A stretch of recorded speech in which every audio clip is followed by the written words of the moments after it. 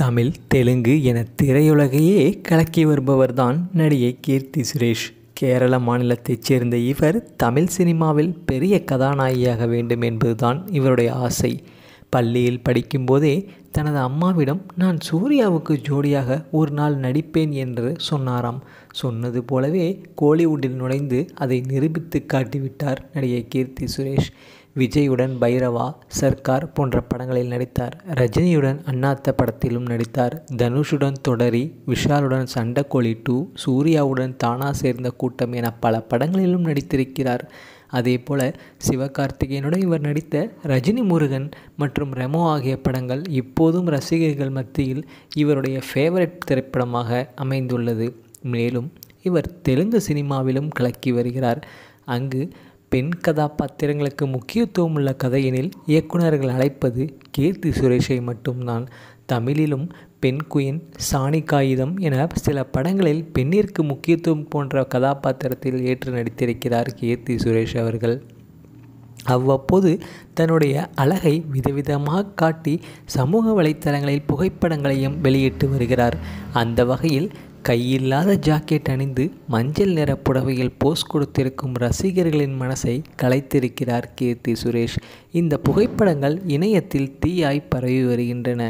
கீர்த்தி சுரேஷை அவருடைய ரசிகர்கள் வர்ணித்து கவிதைகளாய் எழுதி தள்ளுகின்றனர்.